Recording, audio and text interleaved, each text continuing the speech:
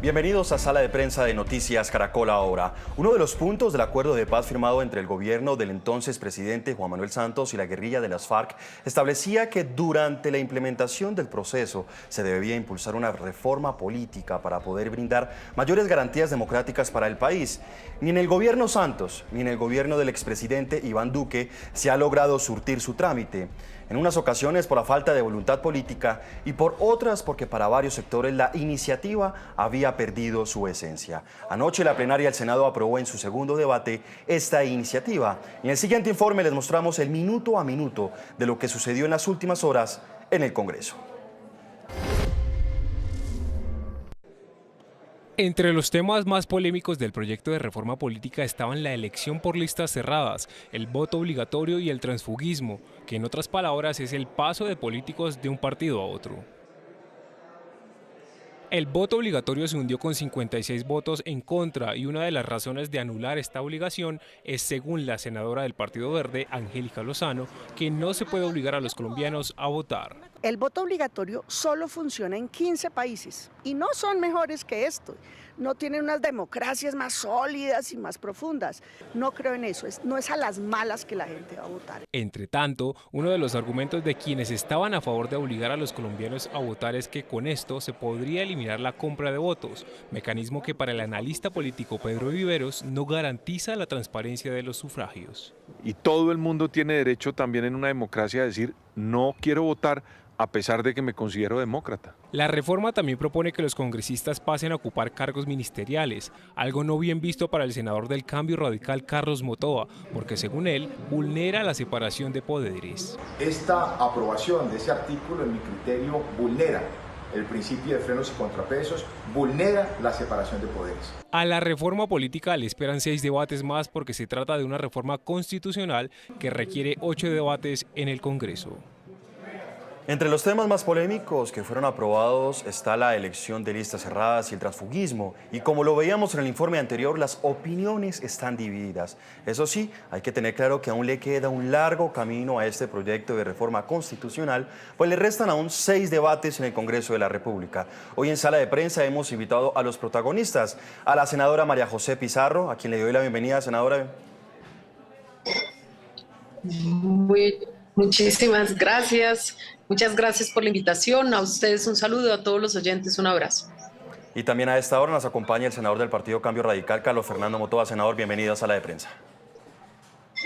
Muy buenas noches, José. Un saludo a mi colega María José Pizarro y a los cibernautas que están atentos a este importante debate.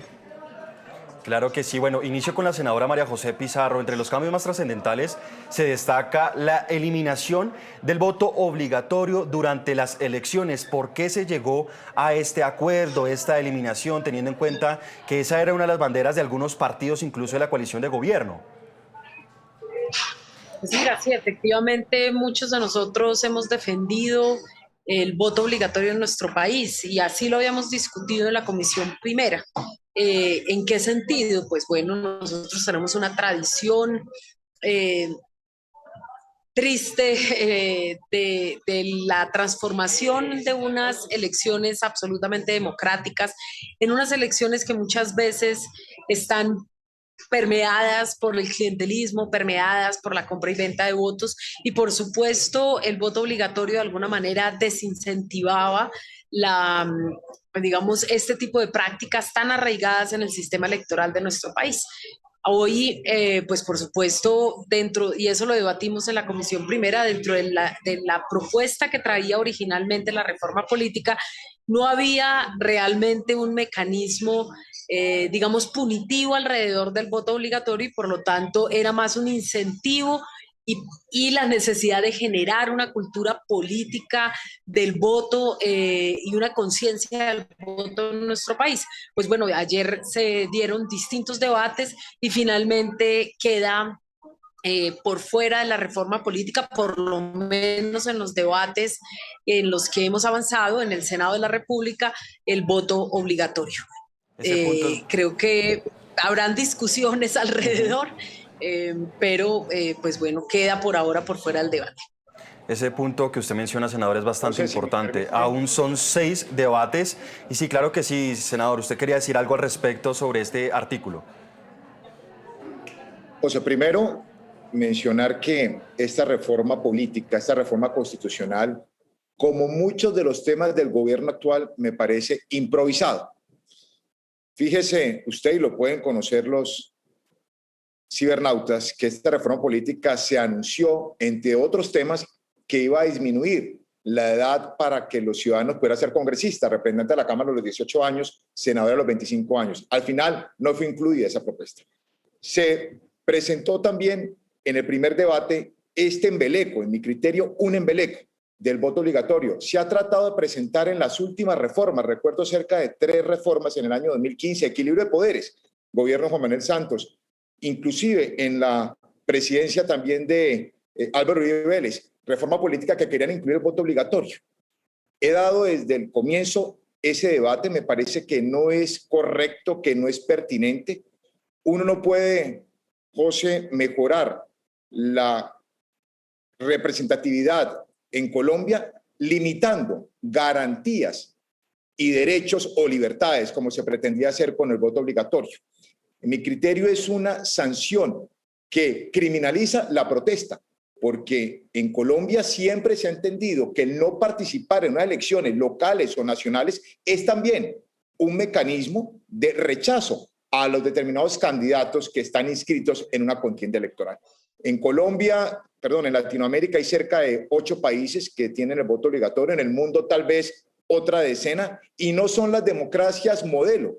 Me refiero a Singapur, por ejemplo, que tiene el voto obligatorio, me refiero a Egipto, o en el caso de Latinoamérica, a Perú, a Ecuador, a Bolivia. Chile tenía el voto obligatorio desde la época de Pinochet y fue eliminado.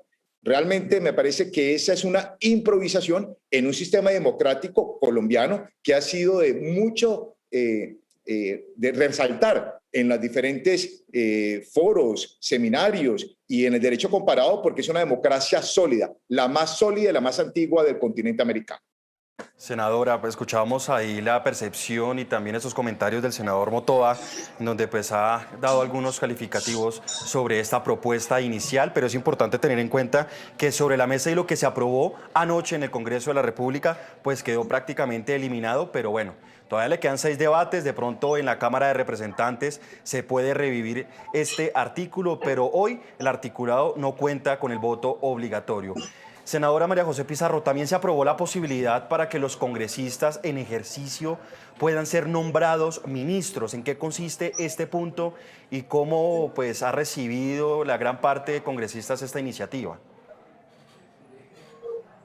Pues mira, en primer lugar yo quisiera hacer una aclaración. Yo creo que el gobierno nacional tiene la libertad de presentar una propuesta de reforma política que por supuesto tiene el objetivo de ser debatida por las distintas fuerzas políticas al interior del Senado. Entonces no es un tema de improvisación, es una cuestión de posturas y cada uno defiende sus posturas y en esa defensa puede ganar o perder. Lo importante es que nosotros no dejemos atrás una reforma política que es absolutamente necesaria en el país para que todos tengamos tranquilidad, para que podamos de alguna manera ir fortaleciendo el sistema electoral en nuestro país. Por supuesto que somos una de las democracias más viejas del continente, pero no por ello somos de las mejores democracias. Podemos mejorar muchísimo más nuestro sistema electoral y nuestra democracia. Yo creo que siempre podemos avanzar y ese es el objetivo de la discusión y sobre todo hoy que tenemos un Congreso, vamos a decir, mucho más donde hay una composición más equilibrada de las distintas fuerzas políticas en el país.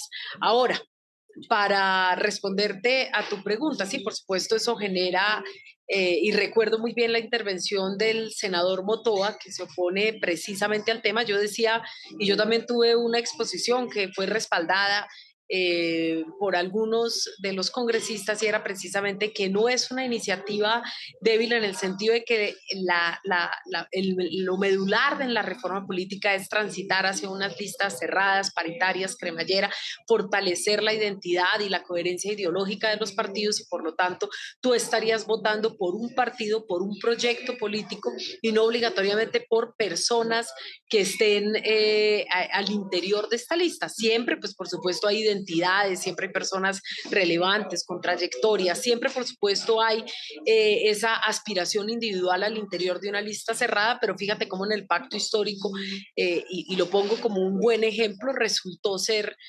favorable el hecho de que se presentaran unas listas cerradas, paritarias y con alternancia. Si llega un gobierno y quiere llamar a algunos de sus mejores hombres o de sus mejores mujeres al gobierno, pues ahí no estaríamos de ninguna manera rompiendo ni engañando al elector, ni rompiendo el equilibrio de poderes, porque va a subir una de las personas que pertenece al mismo proyecto y que por lo tanto va a defender con coherencia la postura ideológica por la cual votó el ciudadano.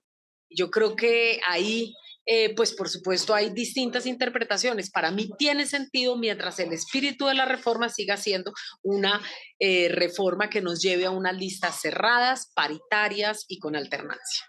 Senador, usted precisamente lo veíamos en el informe al iniciar sala de prensa, que ha lanzado algunos cuestionamientos sobre este artículo en específico de la posibilidad de que los congresistas en ejercicio puedan ser nombrados ministros. ¿Cuál es su malestar y preocupación y por qué se ha opuesto a este artículo?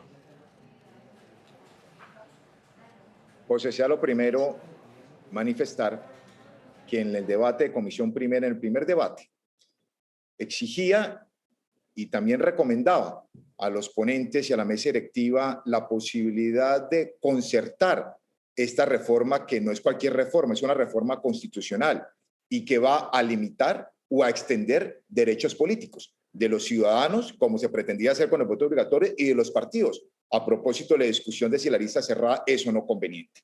Pero eso no se ha dado. Yo no he visto reuniones de los partidos políticos, no solamente de la coalición de gobierno, que por supuesto tiene un interés en fortalecerse y por eso vienen aprobando el transfugismo, pero con las demás colectividades para tratar de conformar consensos en una reforma constitucional. No podemos olvidar que la violencia en Colombia se ha generado en muchas oportunidades por el desconocimiento, por la limitación y por tratar de extinguir contradictores ideológicos y políticos. Por eso la importancia, aprovecho este espacio para insistir en el diálogo y la concertación en una reforma como esta. Ahora, el punto concreto de eliminar una incompatibilidad para que los congresistas, senadores, representantes podamos ser ministros, ocupar un cargo público en el cuatrenio para el cual fuimos elegidos. Me parece que eso no tiene que ver nada, y lo digo con respeto, con una reforma política que pretenda combatir la corrupción. No tiene ninguna relación con una reforma política que pretenda eliminar los vicios de la política.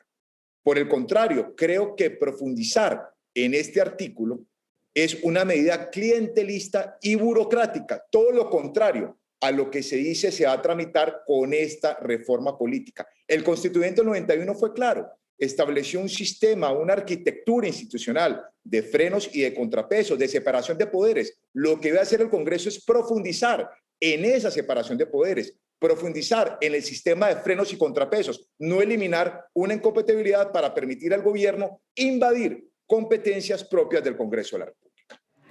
Senadora María José Pizarro, por otra parte, el artículo que obliga a los partidos a presentar listas cerradas durante 2 periodos desde el año 2026 desató toda una fuerte polémica y sin embargo fue aprobado y será opcional desde el 3er periodo. Usted lo mencionaba anteriormente, la importancia de la aprobación de este artículo, pero hay varios sectores que se han mostrado preocupados porque han manifestado que las listas cerradas generan malestar, porque prácticamente empieza esa pelea por la mejor ubicación en la lista, de que en la lista se meta a las personas de preferencia, de pronto del líder político de cada partido.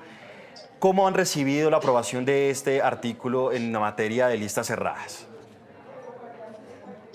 Pues mira, este es un tema de una amplia discusión. Por ejemplo, soy pues absolutamente partidaria por una cuestión que creo para nosotras las mujeres es fundamental. Nosotras hemos sido excluidas de la participación política, no se nos han brindado las garantías en igualdad de condiciones que los hombres durante todos los años de la vida de nuestra vida republicana. Nosotras obtuvimos el voto en la década de los 50. Fíjate que con la Constitución de 1991, cuando se nos otorgan los mismos derechos y los mismos deberes, es decir, la igualdad entre hombres y mujeres, pues no hemos vivido esa igualdad las mujeres en este país. Y por supuesto, estas listas cerradas, paritarias y con alternancia, pues garantizan efectivamente una mayor representación y por lo tanto la posibilidad de que nuestras agendas sean discutidas y sean incluidas en el marco estatal, en el Estado colombiano, en las distintas políticas. Hoy no lo son, hoy no son prioridad a pesar de que nosotras somos la mitad de la población y por lo tanto otros países que han avanzado en este sentido, México, en fin, digamos, vamos a hacer un largo recorrido, han visto cómo sus democracias se fortalecen. Ahí está realmente el fortalecimiento de la democracia y es cuando permites que la mitad de la población pueda acceder en igualdad a la representación y por lo tanto incluir sus agendas. Eso lo hemos discutido en temas como la paz, pero nosotras no somos un sector poblacional. Entonces, para nosotras sí es fundamental. Fíjate que de facto, por la decisión del pacto histórico, las mujeres aumentamos nuestra representación del 17 al 33%. Y esta yo creo que es un aumento significativo en la participación de las mujeres. Y por supuesto hay temores individuales en el sentido de que muchos de los hombres que hoy están en el Congreso de la República con unas listas paritarias cerradas y con alternancia saldrían porque entrarían más mujeres y es un temor legítimo, pero nosotros no estamos aquí para legislar en causa propia, sino para poder otorgarle una mejor democracia más sólida y más consolidada a la sociedad colombiana. Entiendo y esto tendría y tiene que venir acompañado de la decisión de los partidos de generar y de construir procesos de democracia interna. Es decir, nosotros no podemos, vamos a decir, no asumir la responsabilidad de que la democracia puede funcionar en el Estado, pero no puede funcionar al interior de los partidos.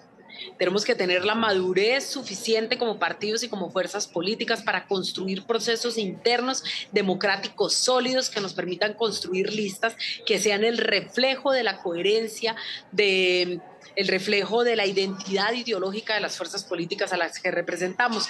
Esto pasa en muchos países, democracias europeas que funcionan de esta manera, en Estados Unidos funciona en algunos casos de manera similar en otros países de América Latina y no tenemos que tenerle miedo a que las mujeres podamos obtener mayor representación ni a que podamos realmente fortalecer la democracia a través de procesos de democracia interna y luego presentar listas coherentes, que yo no tenga que buscar una persona progresista al interior de cualquiera de los partidos tradicionales ni se den disputas, no sé, toda una multiplicidad. Tú puedes votar por cualquiera en cualquier partido y eso no te genera identidad ideológica. Identidad ideológica cuando tú construyes partidos y fuerzas políticas fuertes y yo creo que en eso, sobre todo los partidos tradicionales que han construido partidos fuertes, deberían estar muchísimo más preparados que nosotros, por supuesto, para construir estos procesos de democracia interna. Nosotros lo hemos hecho sin temor, ha sido un éxito, no tiene por qué ser de otra manera para los demás partidos políticos y a partir en 2 periodos más adelante podemos ver la pertinencia o no o la opción o no de que los partidos puedan regresar a listas con voto preferente y si pierde o no pierde la democracia con más mujeres en la democracia colombiana y en las corporaciones de nuestro país. Senador Carlos Fernando, en este punto de pronto usted está de acuerdo o están en desacuerdo con el partido, la colectividad, teniendo en cuenta que ustedes en las elecciones que ya pasaron pues presentaron su lista preferente. ¿Qué reparos de pronto hay en esto o hay acuerdo en este artículo? Si me permite primero reconocer que es necesario una política de Estado, donde gobierno, Congreso, sector privado, trabajadores, tratemos de fomentar la participación política de las mujeres, por supuesto, pero también disminuir la brecha salarial y la afectación que se está generando en materia de inclusión en áreas laborales. Eso es fundamental. Y esa política debe ser mujer que participe como servidora pública, en corporaciones públicas, en el gobierno, en las alcaldías, en las gobernaciones, pero también que tenga ingreso al mercado laboral, cualquiera sea el área en el cual se haya formado. En el tema puntual de las listas cerradas o listas abiertas, pues esto es un tema que tiene pros y contras. Uno podría, a grandes rasgos, decir las listas abiertas permiten prácticas clientelistas, por supuesto. Pueden ser más costosas las campañas, un análisis válido. Las listas cerradas hacen que no exista una responsabilidad individual del congresista, se la deja al partido y eso puede evitar que se señale o que se haga seguimiento de los comportamientos de los congresistas que pertenecen a cada una de esas colectividades. Es una discusión amplia, apenas se está debatiendo y pensaría que con todo lo que hemos venido en los debates en la Comisión Primera, en la plenaria del Senado, ese es el elemento fundamental y diría yo el único que subsiste como tema importante para decidir el Congreso de la República. Si acepta las listas cerradas en las próximas 2 elecciones en el Congreso de la República o si se mantiene el sistema de escogencia y de libertad de cada partido si se va por el voto preferente o si establece una lista cerrada. No hay una fórmula, no hay una regla precisa que nos permita decir qué es mejor, si la lista abierta o la lista cerrada. En lo que sí estamos de acuerdo es en las listas paritarias y estamos de acuerdo en fomentar la participación democrática de las mujeres en las corporaciones públicas. Senadora María José Pizarro, finalmente toquemos el tema del transfugismo, que también ha generado varios comentarios, críticas, hay sectores que están a favor, otros en contra. ¿Cómo quedó? Y expliquémosle un poco a los usuarios de sala de prensa en qué consiste el transfugismo y qué es lo que se busca con este tipo de iniciativas. Sí, bueno, no. La palabra transfugismo suena absolutamente mal, pero podríamos hablar de movilidad política. Hoy lo que tenemos es muchas personas en partidos con los que no sienten ningún tipo de coherencia ideológica. Yo creo que si vamos a transitar hacia unas listas cerradas, con alternancia y con paridad, pues por supuesto tenemos que garantizar que las fuerzas políticas se puedan reorganizar. Yo no creo que esto vaya solamente en favor del pacto histórico. Nosotros ya nos hemos organizado, fíjate tú. Es más, yo estoy proponiendo junto con algunas otras personas y el mismo presidente en algunos casos, que el pacto histórico se pueda consolidar como una sola fuerza única. Es más, no necesitaríamos el transfugismo si nos fusionamos. Fíjate tú, que es hacia donde deberíamos transitar si tenemos un principio de coherencia. Es decir, que tengamos un partido, una sola fuerza política y que compitamos a pesar de nuestras diferencias, de que no somos fuerzas políticas, de que al interior no todos somos homogéneos, que somos diversos, que tenemos distintas posturas, pero que en lo principal coincidimos, entonces el pacto histórico se fusiona. Y no necesitamos entonces un artículo de este tipo, pero creo que sí necesitamos reorganizarnos. Yo creo que un partido como Cambio Radical podría fortalecerse, que podrían fortalecerse otras fuerzas políticas y que podríamos ir de alguna manera generando identidades ideológicas que hoy son absolutamente necesarias, por supuesto por una sola vez, y tiene que tener ese principio de consecuencia con las listas cerradas, con las listas paritarias, con las listas cremallera. Yo, por supuesto, voy a insistir y voy a defender las listas cerradas por una razón. Fíjate que el caso, y espero que el senador Motova no me tome a mal, no lo digo con el ánimo en ningún momento de generar una confrontación, sino todo lo contrario, una reflexión, y es que, por ejemplo, hay partidos como el mismo Cambio Radical que tienen una mujer senadora en una lista abierta. La única forma de garantizar que las mujeres puedan estar representadas es en una lista cerrada, y así lo ha demostrado la historia y los distintos ejemplos, el nuestro y otros ejemplos a nivel internacional que nos llevan en ese camino. Y por supuesto, para llegar a eso, hacerlo con coherencia, realmente haciéndolo de manera integral, creo que se requeriría la posibilidad de que las fuerzas políticas se reorganicen y que la gente pueda votar por la fuerza política que realmente representa sus intereses y su forma de pensar y de entenderse en el mundo, el proyecto de país que defiende cada uno en su individualidad. Sí, senador Motova, usted quería decir algo al respecto sobre este tema. Incluso desde que iniciamos sala de prensa usted había hecho referencia a este artículo aprobado. Por supuesto, es que me parece sorprendente, para no utilizar otro calificativo, que en una reforma política que se dice luchar contra la corrupción, fortalecer los partidos políticos, se hable de transfugismo. Esto no es serio. Hace menos de 2 meses y medio se posesionó el actual Congreso de la República. Hace 6 meses tuvimos elecciones para elegir senador y representante de la Cámara. Y estamos ya proponiendo, o está mejor, porque yo me estoy oponiendo a esa medida de transfugismo, están proponiendo el partido de gobierno y otros partidos políticos que se permita pasarse de un partido político a otro, a menos de 3 meses de habernos posicionado como senador y como representante. Mire lo antagónico, se habla de fortalecer los partidos, ese es el espíritu de la reforma política, de cerrar la lista, pero al mismo tiempo se permite que puedan pasarse de un partido a otro los congresistas actuales. Eso, en mi criterio, no es serio, no es sensato. ¿Qué tiene que ver el transfugismo con la lucha contra la corrupción y contra los vicios políticos en el país? Me parece que es nuevamente una medida que solamente le conviene al partido de gobierno para ver qué congresistas de otras colectividades pueden fortalecer sus huestes en la Cámara de Representantes o en el Senado de la República.